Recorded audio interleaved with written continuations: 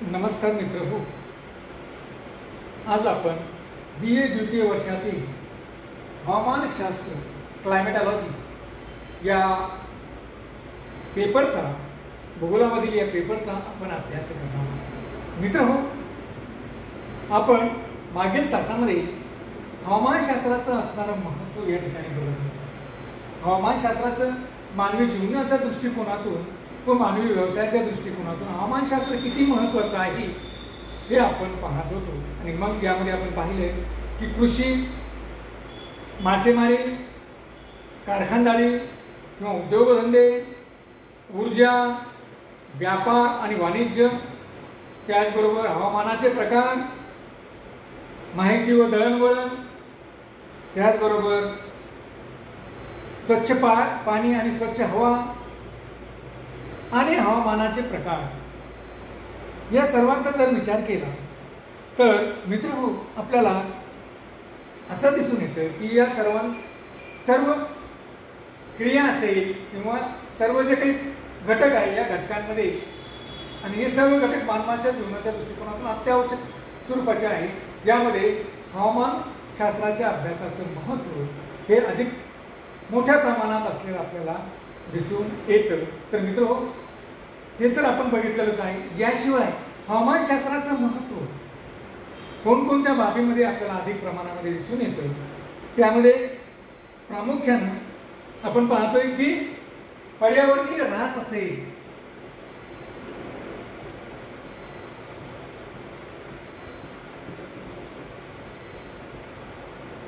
पर्यावरणीय ऱ्हास होत असेल, कारण अलीकडच्या काळामध्ये मोठ्या प्रमाणामध्ये पर्यावरणीय ऱ्हास हा होत आहे।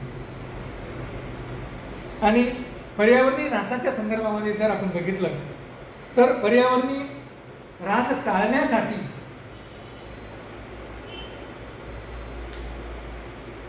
वाळवंटीकरण थांबवण्यासाठी, अवर्षणाची परिस्थिती टाळण्यासाठी, पर्यावरणीय प्रदूषणे कमी करण्यासाठी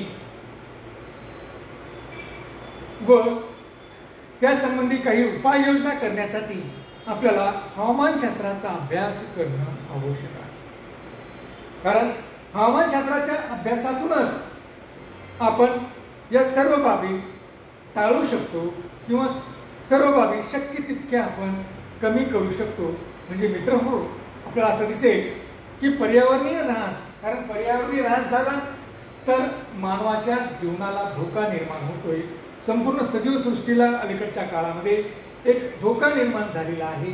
मग हा पर्यावरणीय ऱ्हास कमी करायचा असेल किंवा पर्यावरणीय ऱ्हास टाळायचा असेल तर आपल्याला हवामानशास्त्राचा अभ्यास करून हवामानशास्त्राच्या अभ्यासाच्या माध्यमातून आपण हा पर्यावरणीय ऱ्हास टाळण्याचा किंवा कमी करण्याचा प्रयत्न या ठिकाणी करू शकतो।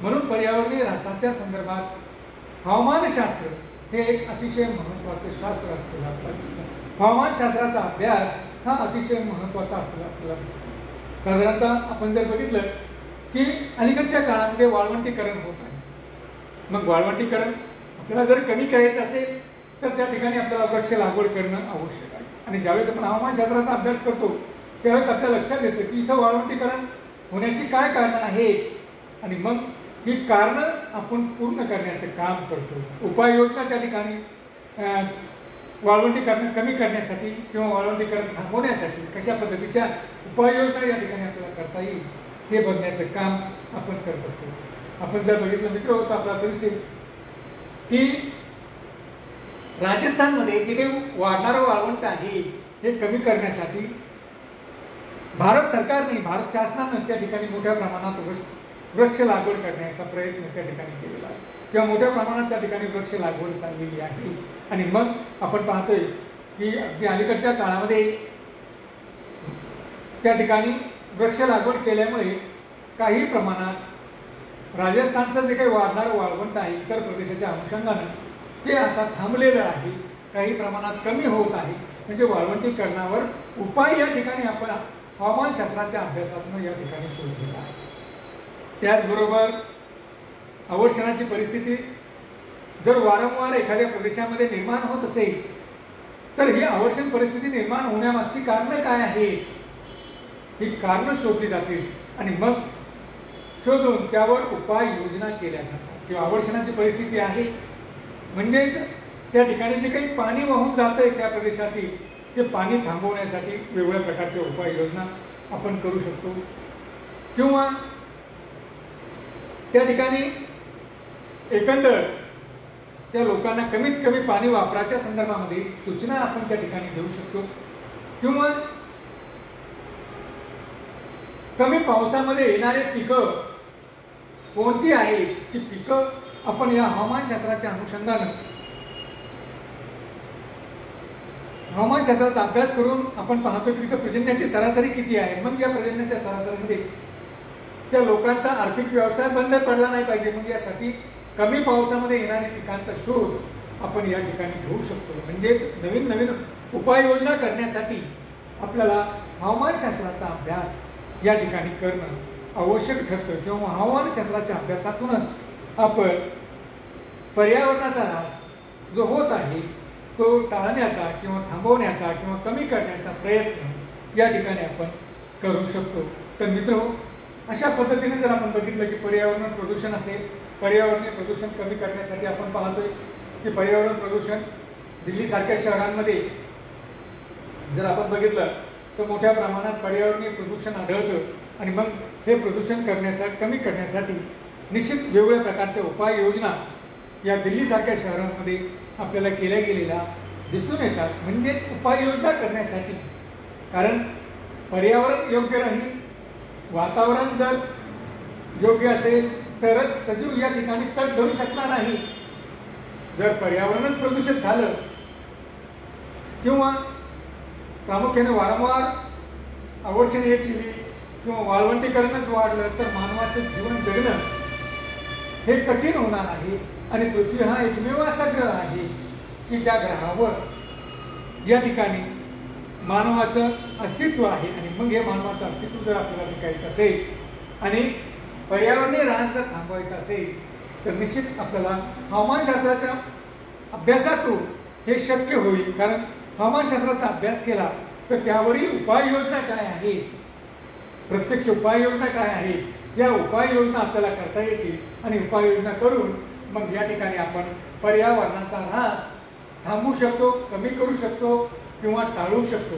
तर अशा पद्धतीने मित्रहो, आपण हवामानशास्त्राच्या अभ्यासातून पर्यावरणीय ऱ्हास देखील कमी करू शकतो किंवा पर्यावरणीय ऱ्हास टाळण्यासाठी, कमी करण्यासाठी आपल्याला हवामानशास्त्राचा अभ्यास करणं हे महत्त्वपूर्ण ठरत असतं. त्यानंतर दुसरा मुद्दा असा आहे की मानवाचं आरोग्य. मित्रहो, आपण जर बघितलं तर आपल्याला असं दिसेल की मानवाच्या आरोग्याचं संवर्धन जर करायचं असेल तर मानवाला त्या दृष्टिकोनातून हवामानशास्त्राचा अभ्यास असणं गरजेचं आहे. हवामानशास्त्राची भूमिका या ठिकाणी महत्त्वाची आहे. कारण का, आपण पाहतो की हवामानानुसारच कशा प्रकारचं हवामान आहे त्यानुसारच मानवाच्या शरीराची ठेवण ही तयार झालेली असते. मानवाची कार्यक्षमता ही हवामानानुसारच ठरत असते. मानवाचं चैतन्य, उत्साह यासारखे घटक हे हवामानावरच अवलंबून असतात. आणि हवामानाचा अभ्यास हा आपण हवामानशास्त्राच्या अनुषंगाने या ठिकाणी करत असतो. आणि मग हा अभ्यास करत असताना आपल्या असं लक्षात येतं की मानवाचं जर आरोग्य चांगलं राहिलं तर निश्चित या ठिकाणी मानव हा जास्त पद्धतीनं कार्य करू शकेल. आणि म्हणून मानवाच्या आरोग्याच्या दृष्टीनं हवामानशास्त्राचा अभ्यास करणं आवश्यक आहे. आणि मग हा अभ्यास करत असताना आपल्या लक्षात येते की कोणत्या प्रदेशामध्ये कोणत्या प्रकारचं हवामान असल्यामुळं त्या लोकांच्या शरीर यष्टी या पद्धतीची आहे. आपण पाहतोय की पंजाब, जम्मू काश्मीर, उत्तर प्रदेश या भागामध्ये धष्टपुष्ट अशी लोक आपल्याला आढळतात शरीरयष्टीने. तर दक्षिण भारतामध्ये रंगानं काळे असणारी आणि निश्चित आकारानं कमी असणारी, कमकुवत असणारी लोक प्रामुख्याने आपल्याला दिसतात. तर मित्रहो, या लोकांवर या हवामानाचा परिणाम झालेला आपल्याला दिसतो. आणि मग परिणामातून त्या लोकांमधील असणारी कार्यक्षमता वाढवायची असेल, त्या लोकांमध्ये उत्साह निर्माण करायचा असेल तर मानवाच्या आरोग्याच्या दृष्टीनं जर बघायचं असेल तर मग आपल्याला असं बघावं लागेल की हवामानशास्त्राचा अभ्यास त्या ठिकाणी करावा लागेल आणि मग आपल्याला ठरवावं लागेल नवीन प्रकारचे उपाययोजना की या लोकांकडनं काम करून घ्यायचं असेल, या लोकांची कार्यक्षमता वाढवायची असेल की जिथं मुळामध्ये हवामानानुसार उत्साह कमी आहे, मग 1-1.5 तासानंतर विश्रांती देणं, 1-1.5 तासानंतर उत्तेजक पेय देणं, अशा पद्धतीनं जर आपल्याला त्या ठिकाणी त्या लोकांकडनं त्या लोकांची कार्यक्षमता वाढवायची असेल, त्या लोकांमध्ये उत्साह निर्माण करायचा असेल तर ह्या विविध प्रकारच्या उपाययोजना आपल्याला या ठिकाणी कराव्या लागतील. कारण हे कधी कळेल आपल्याला, ज्यावेळेस हवामानशास्त्राचा अभ्यास करू. कारण आपण पाहतोय की उष्णकटिबंधामध्ये हवामानशास्त्राचा अभ्यास केल्यानंतर आपण असं लक्षात येते की उष्णकटिबंधीय प्रदेशामध्ये भारताचा अधिकाधिक विस्तार हा उष्णकटिबंधीय प्रदेशामध्ये आहे आणि या उष्णकटिबंधीयामध्ये जर अधिक वेळपर्यंत शारीरिक मेहनत जर केली तर तो व्यक्ती थकतो, त्या व्यक्तीला थकवा येतो आणि मग हा थकवा टाळण्यासाठी त्या कशा प्रकारच्या उपाययोजना कराव्या लागतील हे आपल्याला हवामानशास्त्राच्या अभ्यासातूनच या ठिकाणी निश्चित करता येईल. आणि म्हणूनच मित्रहो, हवामानशास्त्राचा अभ्यास करत असताना मानवाचं आरोग्य देखील या ठिकाणी लक्षात घेतलं पाहिजे. आपण पाहतोय की वेगवेगळ्या हवामानाच्या प्रकारामध्ये वेगवेगळ्या प्रकारचे आजार प्राकर्षानं मानवाला जाणवतात. साधारणतः उष्ण आणि दमट प्रकारचं हवामान असेल तर त्या ठिकाणी मलेरिया असेल, विषमज्वर असेल यासारखे आजार या ठिकाणी जाणवतात. त्यानंतर उष्ण हवामानाचा प्रदेश असेल तर तिथं उष्माघातासारखे आजार हे प्रामुख्याने त्या ठिकाणी जाणवतात. किंवा अतिशय थंड हवामानाच्या प्रदेशातील मानव असेल तर त्यांना त्या ठिकाणी कोल्ड अटॅक किंवा थंडीचा अटॅक त्या ठिकाणी आलेला आपल्याला दिसतो. म्हणजे अशा पद्धतीने वेगवेगळ्या वातावरणामध्ये वेगवेगळ्या हवामानाच्या प्रदेशामध्ये वेगवेगळ्या प्रकारचे आजार मानवाला झालेले आपल्याला दिसतात आणि मग हे आजार कमी करण्यासाठी, हे आजार टाळण्यासाठी आपल्याला त्या ठिकाणी हवामानशास्त्राचा जर आपण अभ्यास केला तर हे आजार कोणत्या ऋतूमध्ये येतात किंवा या आजार येण्यासाठी कोणकोणते घटक कारणीभूत आहेत आणि मग त्या घटकावरील काय उपाययोजना आपल्याला या ठिकाणी करता येतील की जे आजार जरी या ठिकाणी झाले तरी त्याचा जास्त परिणाम हा होणार नाही किंवा कशा पद्धतीने आपल्याला हे आजार कमी करता येतील याच्या उपाययोजना आपण हवामानशास्त्राच्या अभ्यासातूनच या ठिकाणी काढू शकतो. कारण हवामानशास्त्राचा अभ्यास जर केला तर त्याची मागची कारणं आपल्याला कळतील. हवामानशास्त्राचा जर आपण अभ्यास केला तर हे आजार का होतात याच्या मागची कारणं आपल्याला कळतील. कारण हवामानच्या अनुषंगानंच ही कारणं निर्माण झालेली आहे आणि मग ही कारणं आपल्याला जर कळाली तर त्यावरील उपाययोजना या निश्चित आपल्याला या ठिकाणी करता येतील आणि मानवी आरोग्याचं संवर्धन या ठिकाणी करू शकतो किंवा मानवी आरोग्य सुदृढ ठेवण्याच्या दृष्टिकोनातून या ठिकाणी आपण प्रयत्न करू शकतो. म्हणजे मित्र, हवामानशास्त्राचा अभ्यास हा मानवी आरोग्याच्या दृष्टीने देखील अतिशय महत्त्वपूर्ण ठरलेला आपल्याला दिसून येतो. त्यानंतर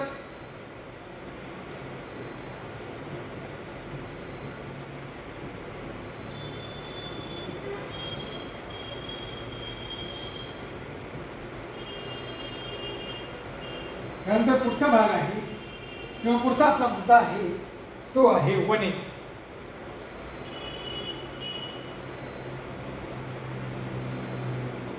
किंवा जंगले ज्याला आपण म्हणतो, वने जंगले.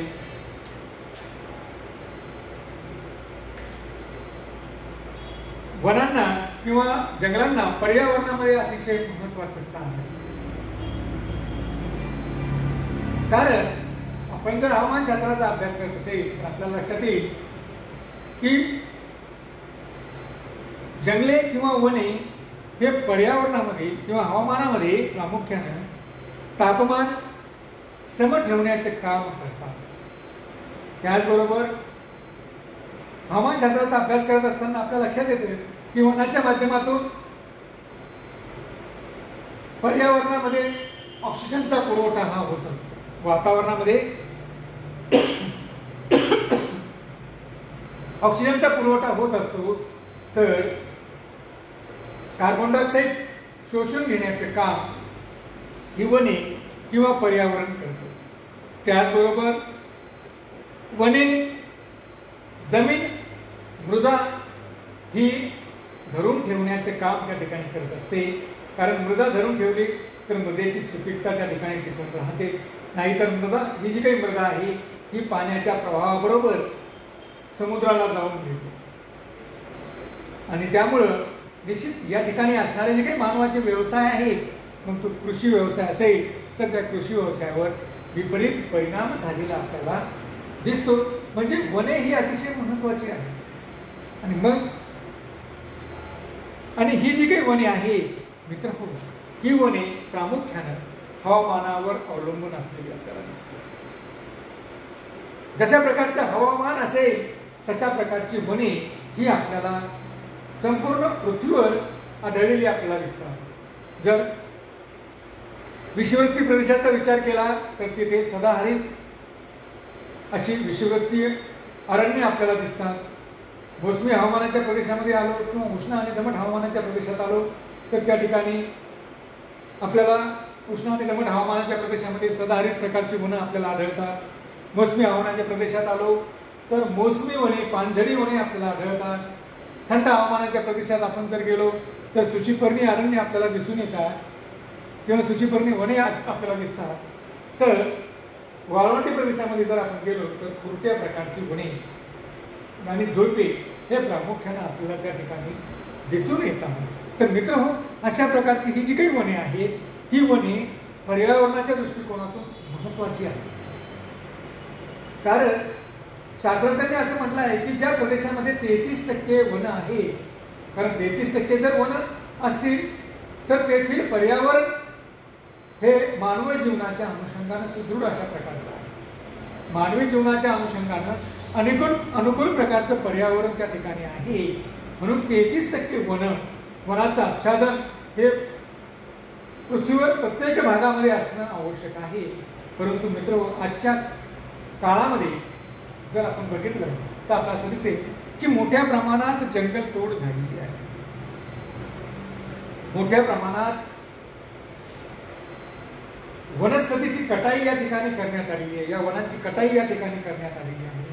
आणि त्यामुळे आपण पाहतो की दिवसेंदिवस पर्यावरणाचा समतोल हा ढासळत चाललेला आहे. कारण पर्यावरणाचा समतोल जर राखायचा असेल तर त्या प्रदेशामध्ये वनांची टक्केवारी ही 33% असणं आवश्यक आहे.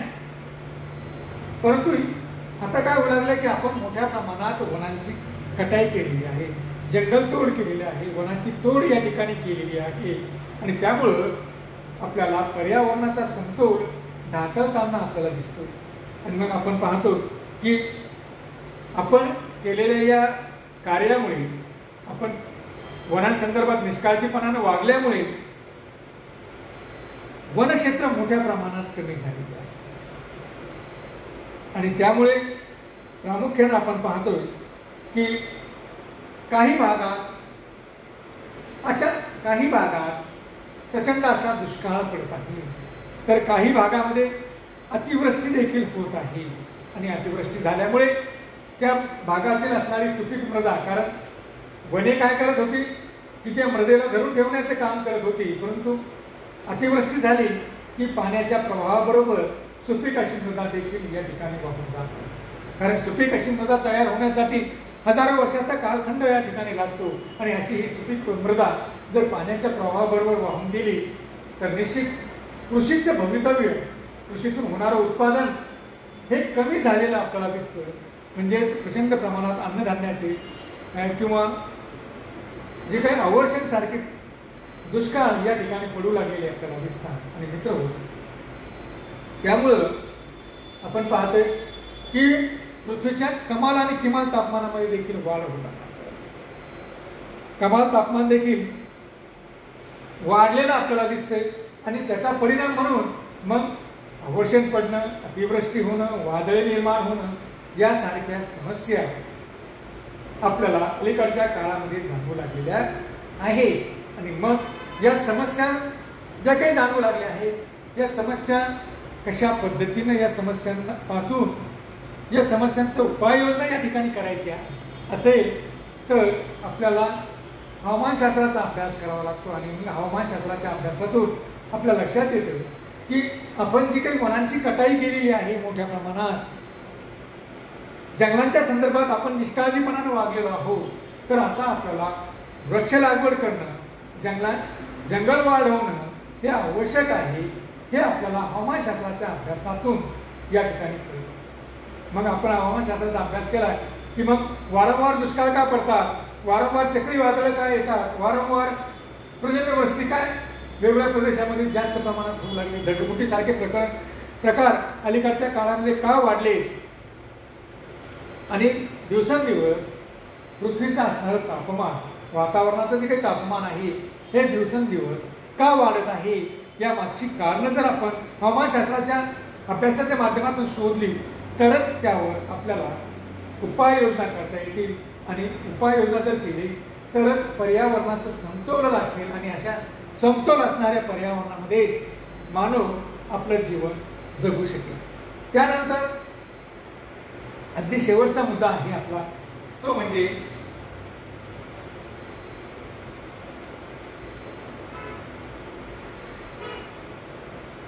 हवामानातील बदल.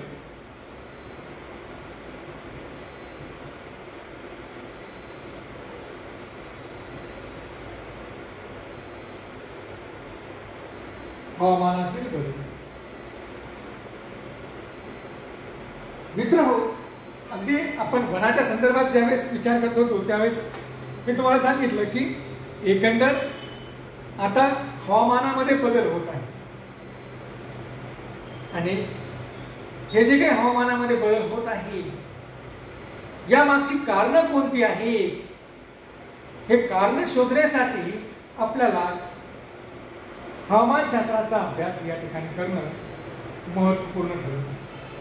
किंवा हवामानशास्त्राच्या अभ्यासातूनच त्याची कारणं आपल्या समोर येतात, आणि आपण पाहिले की मग एक कारण बघितलं आपण त्यापैकी की मोठ्या प्रमाणात करण्यात येणारी वृक्षतोड असेल, किंवा अलीकडच्या काळामध्ये औद्योगिकरण असेल, दळणवळणाच्या सुविधा असतील, की या माध्यमातून मोठ्या प्रमाणात पर्यावरणीय प्रदूषण होत आहे. आणि पर्यावरणीय प्रदूषण होत असल्यामुळे मोठ्या प्रमाणामध्ये हवामानात बदल झालेले आहेत. मग हवामानात बदल काय होत आहे, तर ओझोनचा क्षय होतोय.